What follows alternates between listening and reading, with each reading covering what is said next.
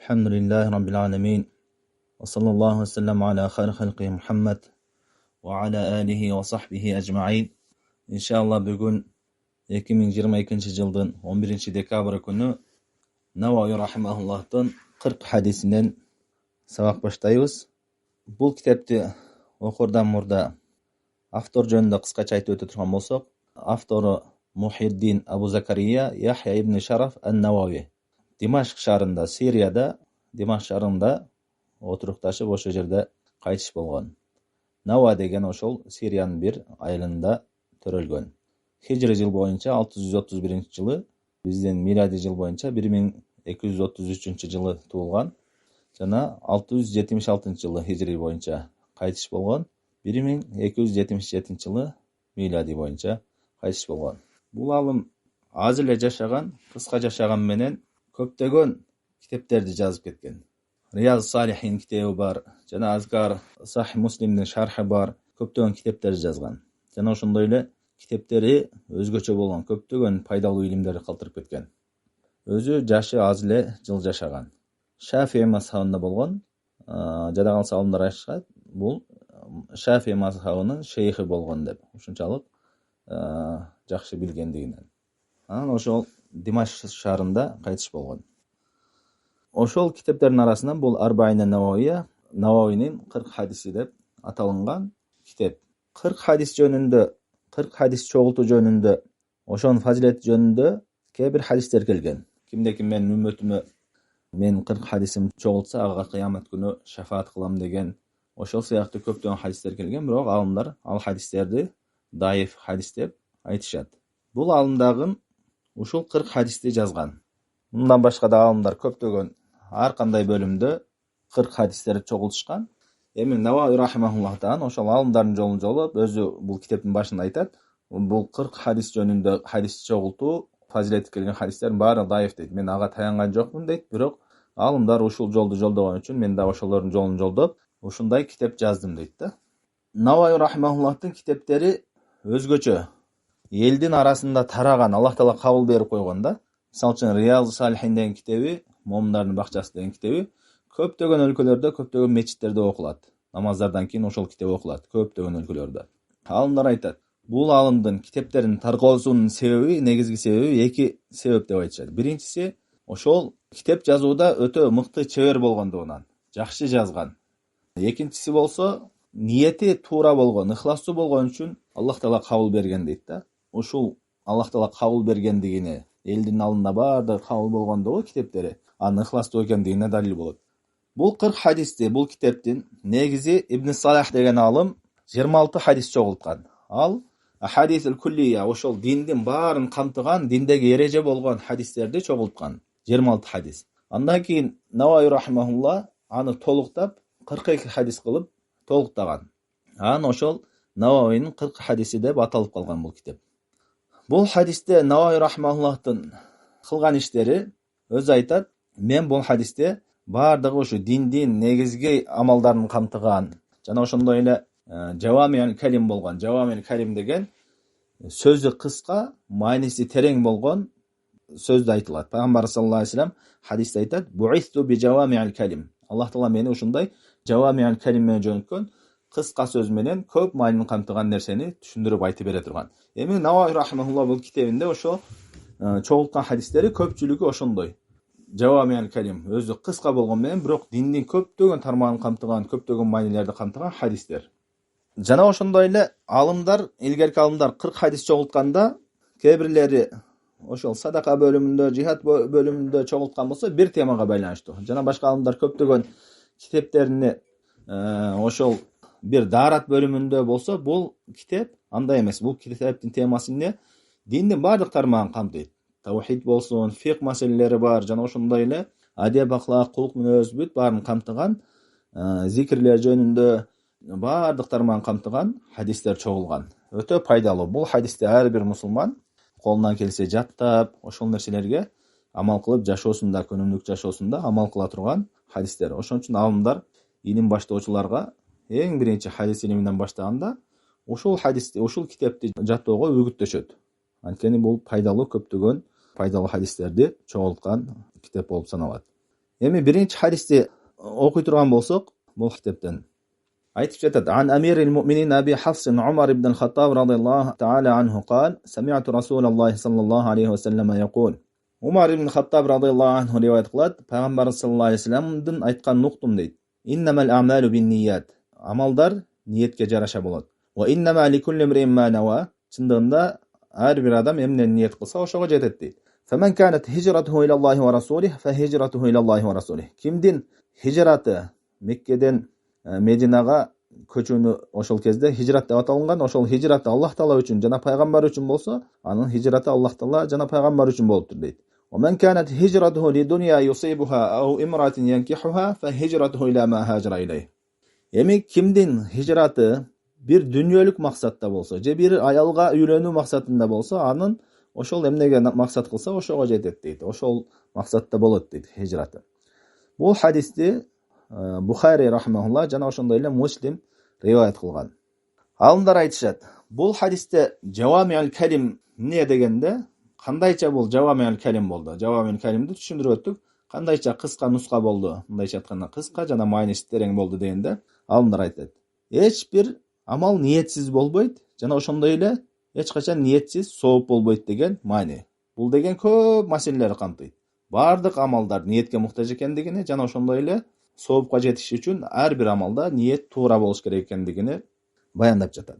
Бул хадисти алымдар ушунчалык баалашкан, бул эң негиздүү хадистерден дейт, диндеги эң негиздүү хадистерден. Жана калса имам Шафии рахмаулла айтат: "Хадал хадис сулусул илм ва ядхулу фи 70 баба мин абвабил фиqh."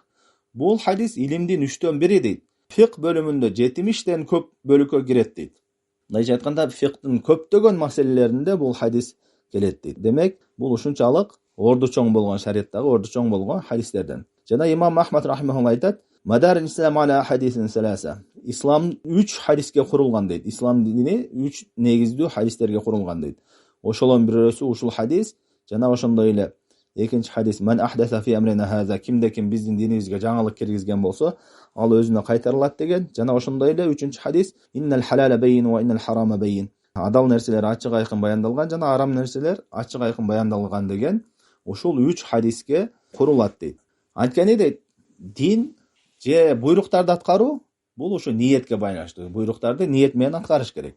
Же болбосо арам нерселерди таштоо бул жанагы "Ман ахдаса фи амрина", кимде ким биздин динибизде жок болгон нерселерди кылган болсо, ал өзүнө кайтарылат дейт. Бул ошол экинчи хадис. Үчүнчү хадис шектүү нерселерден сак болуу. Бул жана адал арам ачык айкын деген хадис далил болот. Имам Ахмад ушуну максат кылып атат деп Ибн Раджаб рахмаулла айтат. Ислам дини 3 хадиске курулат дегенде ушул нерсени максат кылып атат деп айтат. Эми бул хадисте бир нече маселелер бар. Биринчи маселе, бул хадис жөнүндө ушул хадистин айтылышынын бир себеби бар деп айтышкан. Кээ бир алымдар эскеришет, пайгамбар саллаллаху алейхи вассалам бул хадисти айтуусунан бир себеп бар дейт. Анткени бир киши хижрат кылганда Кайс деген аялга үйлөнүү максатында хижрат кылат дейт. Ошо себептен бул хадис айтылган деп айтышат. Бирок муну алымдар бул окуя туура эмес деп айтышкан. Ибн Раджаб деген алым жана Ибн Хажар деген алымдар бул окуя туура эмес деп айтышкан. Ошол кишини мухажир Кайс деп аталынган. Ошол Кайс үчүн хижрат кылган киши деп. Бирок бул окуя туура эмес, сах эмес. Андан кийин хадистин маанисине келе турган болсок, Пайгамбар саллаллаху алейхи вассалам амалдар ниетке жараша болот деп айтты биринчи. Андан кийин ким эмне ниет кылса ошого жетет деди. Биринчи сөзү амалдар ниетке жараша болот дегендиги бул ар бир амал ниет менен болот. Ниетсиз амал болбойт эч качан. Ар бир амал ниет менен гана болот. Жакшылык амал кылсаң да, жамандык амал кылсаң дагы биринчи ниет кыласың да ичиңден ошо амалды кылам деген. Ошол ниет менен болот деген мааниде.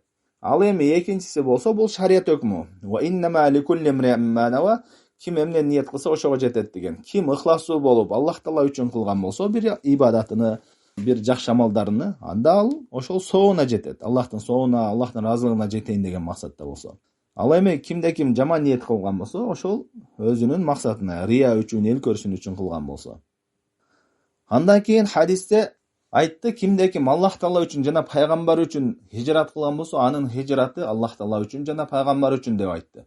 Бирок дүнйөлүк нерсеге келгенде, кимдин хижраты дүньө үчүн же аял үчүн болсо, ал аны кайталаган жок. Анын хижраты аял үчүн, дүйнө үчүн болот деп кайталаган жок. Анын хижраты эмнени максат кылса ошого жетет деп айтты. Эмне себептен дегенде алымдар айтат, анткени биринчиден Аллах Таала менен пайгамбар үчүн хижрат кылуунун алдында ал нерселер өтө төмөн нерсе дейт. Дүйнө үчүн хижрат кылуу бул төмөн нерсе, акараттуу нерсе. Ошол себептен аны эскерүүгө татыктуу эмес деп айтат.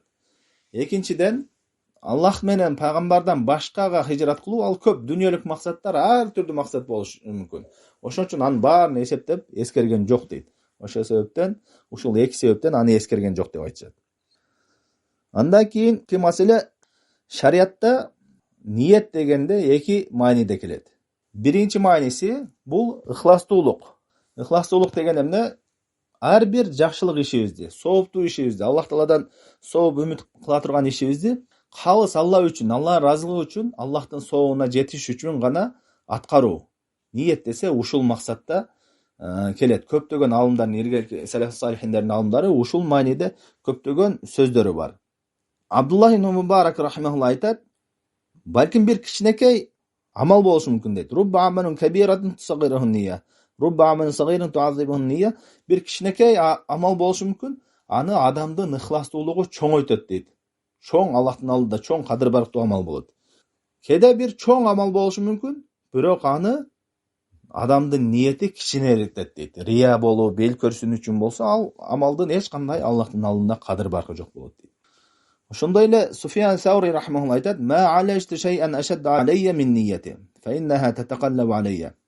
Айтат, мен өзүмдүн ниетимди оңдоодон дагы кыйын нерсе көргөн жокмун дейт да. Ниетимди ыхластуулукка тарбиялоодон дагы кыйын нерсе көргөн жокмун. Ал дайым өзгөрүп турат дейт да. Анткени адам баласы мактоону жакшы көрөт, бирөөгүн көрсөтүп, ошо жакшы иштерин көрсөтүп мактанганды жакшы көрөт, бирөөдөн мактабоону жакшы көрөт. Ар дайым ошол ниети, ошону шайтан жана нафсысы бузат ушул нерсени, адамдын ниетини. Бул ыхластуулук өтө негиздүү нерсе. Ыхластуулук өтө негиздүү нерсе. Эгерде адамдардын баары ыхластуу болсо, анда адамдардын баары жакшы жашоосу, баардык жагы оңолот. Жана ыхластуу адам эч качан кайгырбайт, эч качан өкүнбөйт. Бул кандайча дегенде, ыхластуу адам кандай гана бир жакшылык амалдарды кылбасын.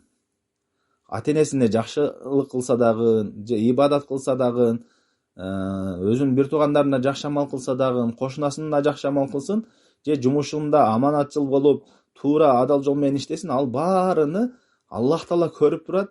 Ушул нерселерди кылсам Аллах Таала менден ыраазы болот, Аллахтын ыраазылыгына жетем, Аллахтын бейишине кирем деген максатта гана кылат. Элдерден эч кандай сыйлык жана мактоо дагы күтпөйт. Ыхласы бар адам ушундай болот. Ар бир ишини, жакшылык ишини Аллах Таала үчүн кылат, Аллахтын сообуна жетейин деген. Демек ал элдерден мактоо күтпөйт. Элдер аны мактаса да, жамандаса да ага айырмасы жок. Ал өз жолунда кете берет. Жана ошондой эле жамандык иштерин да, күнөө иштерди элдердин алдында уят болуп калайын дебестен, Аллах Тааладан корккон абалда, Аллах Тааладан уялган абалда таштайт. Ыхластуу адамдын абалы ушундай. Ал эми ыхласы жок адам кандай? Ыхласы жок адам ал элден мактоо үчүн же болбосо бир дүйнөлүк максаттар үчүн кылат. Мисалы үчүн бирөөгө жакшылык кылып жүргөн болсо, жакшы амалдарды, бир тууганына жакшылык кылып жүргөн болсо, ал бир тууганы жакшылыгын билбей ага бир жамандык кылып койсо, бул жакшылыкты түшүнбөйт экен. Канча жакшылык кылсаң да билбейт. Буга жакшылык кылбай эле коюш керек деген ушул сыяктуу тескери кетет. Анткени анда ыхлас жок. Ал соопту өзүнүн кылган жакшылык ишинин сыйлыгын элдерден күтөт. Ыхласы жок адам. Же болбосо бир мамлекетте иштесе дагы жакшы иш кылып аткан болсо, аманатчыл болуп жакшы иштеп аткан болсо, анын ыхласы жок болсо, элден мактоо, элден кадыр барк күтөт, эл мени бааласын дейт. Ыхластуу адам эл бааласа да, баалабаса да, эл билсе да, билбесе да, ал ошол туура иши менен иштей берет. Ыхласы жок адам эгерде элдер баалабай койгон болсо, кадырын билбей койгон болсо, элге канча кылсаң да, канча жакшылык кылсаң да билбейт экен, кой андан көрө өз жолумда өзүм ишим кыла берейин деген туура эмес иштерди көп кылат. Ошон үчүн бул ыхластуулук өтө негиздүү. Ыхластуу адам тууган урууга ага жаман мамиле кылса дагы, ата-энеси анын жакшылыгын билбесе дагы, ага кылган жакшылыктарын билбесе дагы, баалабаса дагы, Аллах Тааладан корккон үчүн, Аллах Таала ата-энеме жакшылык кылууга буйруктур. Мен ата-энеме жакшы мамиле кылсам, Аллах Таала менден ыраазы болот. Бир тууганыма жакшы мамиле кылсам, Аллах Таала менден ыраазы болот. алар менин жакшылыгымды билсе да билбесе дагы Аллах үчүн кылам дейт. Ошондой эле ибадаттардын баарыны калыс Аллах үчүн кылат. Жана ошондой эле арам нерселерди, күнөө иштерден тыйылганда дагы Аллахтан корккон абалда тыйылат. Эми бул ыхласты бузуучу нерсе эки нерсе бузат деп айтышат аалымдар. Ыхласты биринчиси рия бузат. Рия деген бул элдерден мактоо күтүү, дагы бир сыйлык күтүү, адамдарга өзүнүн жакшы ибадат кылып аткандарын көргөзүү, адамдар менен мактасын деген. Адамдардын көзүнчө жөн эле башка кезде жөн эле кылган ишини жакшыраак кылып кылуу, мунун баардыгы рия болот. Рия бул ширк, кичинекей ширк болот. Пайгамбар саллаллаху алейхи вассалам айтат: "Ахвафу ма ахафу алейкум аш-ширкул асгар, фасуила анху факала рия." Мен силерге эң корккон нерсем бул кичинекей ширк деди. Андан сурашты: "Ал эмне кичинекей ширк?" дегенде ал рия деп айтты. Элдердин мактоосу үчүн, элдердин бир дүйнөлүк максат үчүн бир жакшы ибадаттарды кылуу, ушул рия деп айтты. Бул нерсе азыр эл арасында ушунчалык таркаган. Той кылса дагы, эмне иш кылса дагы элдин алдында кадыр баркка жетүү, элдин алдында мактоого жетүү, ушул сыяктуу азыр эл арасында өтө таркаган да. Бул нерселер баары убактылуу нерселер, өтөт кете турган нерселер. Чынында ыхластуу болуу, бул ыхластуу болгон болсок, жакшы амалдарыбызды Аллах үчүн кыла турган болсок, ошол амалдар гана сакталат. Экинчи нерсе бул уджуб. Адамдын өзүнүн нафсысы бузат ошол кылган ишини. Ыхластуулукту өзүнүн нафсысы бузат. Нафсысы кандайча бузат дегенде, ал өзүнүн кылган иштерине тан берип, өзүнүн иштерине таң калып, кыйратып атам дегендей кылып, өзү үчүн кылат. Аллах Таала үчүн эмес, өзүнүн нафсысы үчүн, өзүнүн нафсысына ошол кылып аткан иштери жагып аткан үчүн, өзүнүн нафсысы үчүн кылат. Ушул нафс дагы бул ошол ыхластуулукту буза турган, амалды буза турган нерселерден. Ошон үчүн чыныгы ыхластуулук бул өзүңдүн нафсың үчүн эмес. Канчалык ибадат кылсаң дагы Аллах Таала үчүн аздык кылат. Аллах Таала бизге берген неаматтардын алдында ал ибадаттарыбыз эч канча болбой калат. Ошон үчүн илгеркилер жакшы ибадат кылып туруп коркушат эле, ибадат кылышып коркушат эле. Аллах Таала ушуну кабыл кылабы экен деген эмеде. Үмүт менен коркуу болуш керек ибадатта, сөзсүз түрдө. Аллах Таала иншалла кабыл кылат, соом берет деген үмүт, жана ошондой эле кабыл кылбай койбосун, кыямат күнү ушул ибадатым менен жүзүмө чаппасын, Аллах Таала уят кылбасын деген коркунуч болот мусулман адамда. Ошол нерсе менен ыхластуулук сакталат. Ушул эки нерсе, нафс менен рия, бул ибадатты бузуучу нерселер, ыхластуулукту бузуучу нерселер. Эми ниеттин бул биринчи мааниси шариятта, ыхластуулук деген. Экинчи мааниси болсо, бул ибадаттарды биринен бирин айырмалоо. Мисалы үчүн, 2 рекет бамдаттын сүннөтү, 2 рекет фаразы бар. Аны экөө окшош эле окулуусу, бирок айырмалоочу нерсе ниет. Жана ошондой эле асыр 4 рекет фарыз. Жана ошондой эле пешиндин дагы фаразы 4 рекет. Аны эмне менен айырмалайбыз? Окшош эле аны ниет менен айырмалайбыз. Бир гана ниет айырмалайт. Ал эми ниет болсо бул жүрөктөгү нерсе, тил менен айтылбайт. Тил менен айтуу бул бидат болуп эсептелинет, шариятта жок. Жүрөк менен ошол кайсы намаз окуп аткан экендигиңди билсең, ошону окуйм деп жүрөгүңдө билип ниет кылсаң, ошол ниет жетишиктүү болот. Ошондой эле мисалы үчүн гусул кыла турган болсок, бир адам жөн эле тазалык үчүн жуунса, бир адам гусул кылып ниетинде жуунса, экөөнүн жуунганын айырмасы эмне? Ниети менен айырмаланып атат. Ошондой эле көпчүлүк абалда адаттар менен ибадаттар. Мисалы үчүн тамак жегенде дагы бир адам иншалла ушу тамакты жеп алып, денеме күч алып, Аллах Таалага көбүрөөк ибадат кылайын деген максатта, ден соолугумду сактап, ибадат кылайын деген максатта болсо, анын ниети жакшы. Ошол себептен жөнөкөй адатында ибадатка айланат. Ал эми кээ бир адамдар ниети жок эле, жөн эле жей берет, ал жөн эле адат боюнча жейт, ал ибадат болуп саналбайт. Уктаганда эс алып алып, бир аз эс алып алып, сергегирээк болуп алып туруп, ибадат кылайын деген жакшы ниетте болсо, жөнөкөй жашооңдогу адатыңда ибадатка айлантасың. Жана ошондой эле иштегенде да Аллах Таала адалдан эмгек кылып, адалдан акча табып, үй бүлөнү багууга буйруптур деп, иншалла ушул нерсени кылсам, Аллах Таала разы болот, үй бүлөмдү баксам, адал менен баксам, аларга жумшасам, канчалык акча жумшасам аларга, ошончолук сооп болот деген ниетте кылса, ал жөнөкөй күнүмдүк ишин да ибадатка айлантат. Ал эми ниети жок адам жөн гана адат боюнча кылып жүрө берет. Демек, ибадат бул ниет менен биз ибадат эмес болгон, жөнөкөй адат боюнча болгон амалдарды дагы ибадатка айлантсак болот. Пайгамбар саллаллаху алейхи вассалам айткан: "Иннака лан тунфиқ нафақатан табтагы биха важхаллах илля уҗирта алейха." Сен кандай бир нафака кылбагын, нафака деген акчаны жумшоо. Эгерде Аллахтын разылыгын көздөгөн болсоң, ошого сооп аласың. Жада калса, аялың оозуна бирдеке салып жедирсең дагы деди.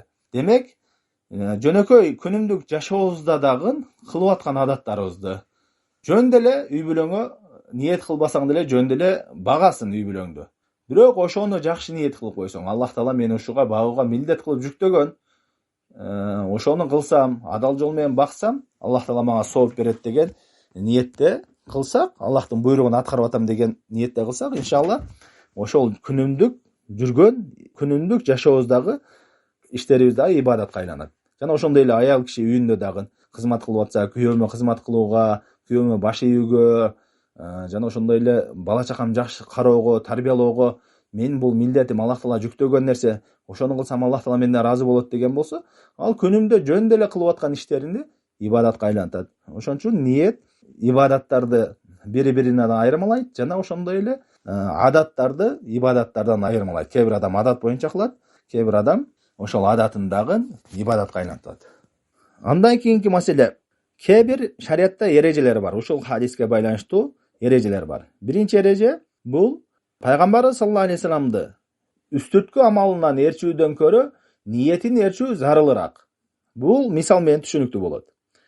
Мисал үчүн пайгамбарыбыз саллаллаху алейхи вассалам селде кийген, жана ошондой эле кийимдердин кээ бир түрлөрүн кийген да. Кээ бир түрлөрүн кийген. Ошол кийимдерди пайгамбарыбыз саллаллаху алейхи вассалам адат боюнча кийди. Аны ошол именно селде кийүүнү же ошондой кийүүнү ибадат иретинде максат кылган жок, ниет кылган жок. Пайгамбарыбыз болуп келгенде ошол өзүнүн коому ошондой кийинет эле, ал дагы ошо адат боюнча эле кийинди. Демек, пайгамбарыбыз ниет кылбаган, максат кылбаган нерселерди биз максат кылып алсак болбойт. Пайгамбар селде кийген экен, мен дагы селде кием деп туруп, эме кылсак ал ибадат болуп саналбайт. Анткени пайгамбарыбыздын ниетинде ээрчүү бул сырткы келбетинен ээрчүүдөн көрө зарылыраак. Бул биринчи мисал. Бирок алымдар айтышат, пайгамбарыбызды ошондой абалда, бир абалда ээрчисең сүннөт болот дейт. Ошондой эле мисал үчүн тамакта жегенде пайгамбар саллаллаху алейхи вассалам табиятына жараша кээ бир тамактарды жебине таштаган, өзүнө жакпаган себептен, ал ибадат иретинде эмес. Ошону таштап пайгамбарыбыз кылган эмес экен деп, ал ибадат болуп саналбайт. Качан ибадат болуп саналат? Эгерде бир коомдун кийими, негизи сүннөт боюнча ар бир адам өзүнүн коомунун кийимине, жергиликтүү жерде кандай кийинсе ошондой кийүү сүннөт. Ошондой эле пайгамбар саллаллаху алейхи вассалам да ошондой кийинген. Пайгамбар болуп келгенде өзүнүн коомунун кийимини кийген, өзгөчөлөнгөн эмес. Бир гана шариатка каршы келген кийимдерди кийбеш керек. Мисалы үчүн авратты ача турган болсо, же болбосо эркектер кызлашынан кийимин түшүрүп жүрүү, ушул сыяктуу шариат кайтарган нерселерди кылбаш керек. Жалпысынан ошо өзүнүн коому сыяктуу кийиниш керек. Бир гана абалда пайгамбарыбыз ээрчисе болот деп айтышат алымдар. Эгерде ошол коомуңда кийип аткан кийиминде пайгамбарыбыздын кийимине окшош кийимдер болсо, ошону коомуң, өзүңдүн коомуң негизи адаттарынан кие турган болсо. Мисалы үчүн кээ бир жерлерде, араб өлкөлөрүндө селде кийүү алардын адаттарынан. Суданда мисалы үчүн суданлыктар селде кийет.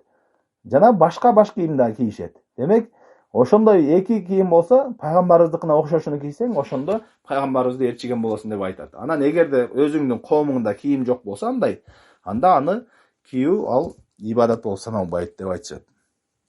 Бул биринчи мисал. Пайгамбар саллаллаху алейхи вассаламды ниетин ээрчүү, сырткы келбетинен ээрчүүдөн зарылыраак дедик. Экинчи мисал болсо, пайгамбар саллаллаху алейхи вассалам сапарларында жолдо баратканда намаздарды окуган, ар бир кайсы жерге жеткен болсо бир намаз окуган. Бирок ошол намаздын убактысы келген жерде намаздарды окуган. Ошол жерде окууну максат кылган эмес. Ошо кайсы жерде жеткенде намаздын убактысы келип калган болсо окуй берген. Ал эми бир адам келип алып туруп, мен пайгамбар саллаллаху алейхи вассалам ушу жерде намаз окуган экен деп ушу жерди көздөп окуса, ал бидат болуп саналат. Анткени пайгамбарыбыз ал жерди улуктугу үчүн же ошо жерде намаз окусаң өзгөчө болот деп көздөп максат кылган жок. Намаздын убактысы келип калды, ошо жерде окуган. Демек, ошол жерде биз пайгамбар саллаллаху алейхи вассаламдын ниетин ээрчишибиз керек. Ниетини пайгамбарыбыз ал жерди максат кылган жокпу? Демек, биз дагы ал жерди максат кылбашыбыз керек. Ошол себептен Омар радыйаллаху анху ажыдан кайтканда бир топ адамдарды көрөт. Жолдо пайгамбарыбыз бул жерде намаз окуган эле, пайгамбарыбыз буякта намаз окуган эле деп пайгамбарыбыздын намаз окуган жайларында издешип намаз окуганда Омар радыйаллаху анху кайтарат аларды. Кайтарып айтат: "Иннама ахлака ман кана qablаkum литатаббуихим би'и ва масаджид анбияихим." Силерде мурункулардын өлүп жок болушунун, адашып жок болушунун себеби дейт, өздөрүнүн пайгамбарларынын намаз окуган жайларыны, ушу мечит намаз окуган жайларыны изилдешип, ошол жерлерди барып окугандыгы себептүү. Ушундай себептүү алар жок болушкан дейт. Айтты: "Фаман адракатху салаа фальюсалли ва илля фальяда." Кимде ким намаздын убактысы кайсы жерде келген болсо, ошол жерде окусун, болбосо антип пайгамбардын окуган жерин издеп, антип окуган болбойт деп айтты. Бул экинчи мисал. Андан кийин үчүнчү мисал буга. Пайгамбар саллаллаху алейхи вассалам кабырга барганда, мисалы үчүн кабырга зияратка барганда, кабырга өлүмдөн ибарат алыш үчүн барыш керек. Жана кабырга барганда сүннөт ошо кабыр ээлерине дуа кылуу. Кабыр ээлерине Аллахым булардын күнөөлөрүн кечир деп ошол дуа кылуу. Ал эми кабырга барганда хадисте келген: "Нас'алуллаха лана ва лакум афия." Пайгамбар ушундай дуа кылган: "Өзүбүзгө жана силерге Аллахтан сактоо, амандык тилейбиз" деген да. Бул жерде өзүнө дуа кылуу, адам баласы кабырга барып өзүнө дуа кылуусу шариятта максат кылынбайт. Кабырга барганда кабыр ээлерине дуа кылыш керек.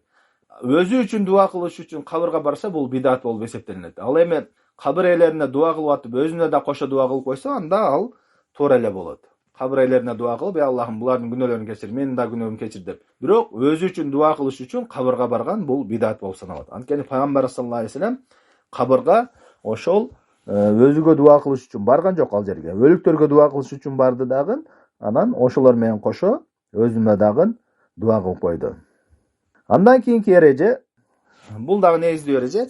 Эгерде адам баласы бир жакшы ишти кылууга толук аракетин жасаган болсо, толук аракетин жасап, колунан келишинче кылып, мисалы үчүн намаз окуйм деди, же ажыга барам деди, же бир садака кылам деди, ошентип бардык аракетин жасады дагы мүмкүнчүлүктөр. Бирок кандайдыр бир тоскоол болуп калып, ошону кыла албай калды, оору келип калды, оорунун себебинен аткара албай калса, анда ал ошол амалдын соонун толук алат деп айтышат алымдар. Анткени буга далил Пайгамбар саллаллаху алейхи вассалам айткан: "Анна бил Мадинати ла риджалан ма сиртум масиран ва ла кататум вадиян илля кану маакум хабасахумул узр."